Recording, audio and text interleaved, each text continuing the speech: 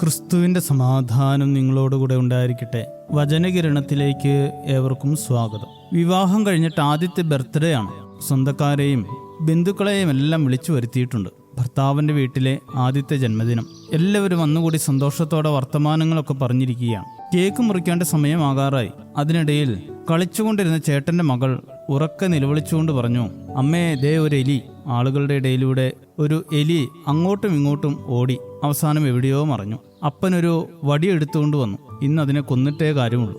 ബർത്ത്ഡേക്കാരിയായ ഭാര്യ പറഞ്ഞു, അത് അടുക്കള ഭാഗത്തേക്കാണ് ഓടിയത്. ഭർത്താവ് ഉടൻ പറഞ്ഞു, അല്ല, അത് ബെഡ്റൂമിലേക്ക് പോകുന്നത് ഞാൻ കണ്ടതാ.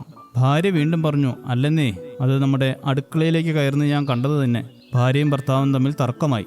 ആളുകളുടെ മുൻപിൽ വെച്ച് തന്റെ അഭിപ്രായം അംഗീകരിക്കാൻ ഭാര്യ തയ്യാറാകരുന്നത് കണ്ട ഭർത്താവിന് അപകർഷതാബോധവും കോപവും ഇരച്ചു കയറി. അയാളുടെ കൈ ഭാര്യയുടെ കവിൾത്തടത്തിൽ ആഞ്ഞു പതിച്ചു. തർക്കം മൂർച്ഛിച്ചു. 1 വർഷം പോലും ആകാത്ത അവരുടെ കുടുംബജീവിതം വിവാഹമോചനത്തിനായി കുടുംബ കോടതിയിലെത്തി. ജഡ്ജി അവരെ കൗൺസിലിങ്ങിന് വിട്ടു.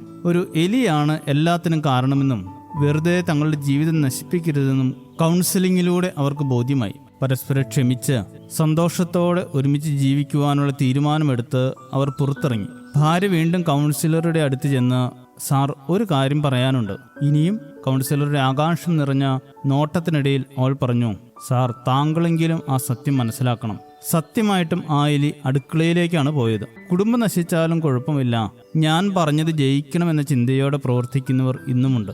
മലയാളത്തിലെ ഒരു പഴഞ്ചൊല്ലുണ്ട്, താൻ പിടിച്ച മുയലിന് 3 കൊമ്പ് എന്ന്. മറ്റുള്ളവർ എന്തൊക്കെ പറഞ്ഞാലും ഞാൻ പറയുന്നത് എല്ലാവരും അംഗീകരിക്കണമെന്ന ചിന്താഗതിയുള്ളവരെ പരിഹസിക്കാനാണ് ഈ പഴഞ്ചൊല്ല് ഉപയോഗിക്കുന്നത്. ഞാനാണ് എല്ലാത്തിൻ്റെയും അധികാരി എന്ന അഹങ്കാര ചിന്തയാണ് മനുഷ്യനെ ഈ ദുസ്വഭാവത്തിലേക്ക് നയിക്കുന്നത്. കുടുംബത്തിലായാലും സഭയിലായാലും സമൂഹത്തിലായാലും അഹങ്കാരത്തിന്റെ കുംഭമായി നടക്കുന്നവർ ഉള്ളപ്പോൾ സമാധാനവും സന്തോഷവും നഷ്ടമാകും. അഹങ്കാരം കൊണ്ട് വിവാദം മാത്രം ഉണ്ടാകുന്നു.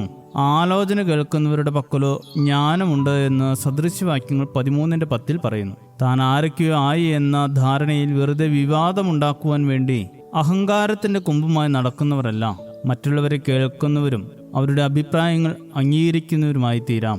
അഹങ്കാരത്തിന്റെ കൊമ്പ് മുറിച്ച് വിനയത്തിന്റെ അരകെട്ടുന്നവരാകുവാൻ ഏവർക്കും സാധിക്കട്ടെ. ശുഭദിനം നേരുന്നു. ദൈവം അനുഗ്രഹിക്കട്ടെ. യേശുവിൻ കൂടെ താഴുവാൻ, യേശുവിൻ കൂടെ വാഴുവാൻ, യേശുവിൽ നിത്യം ചേരുവാൻ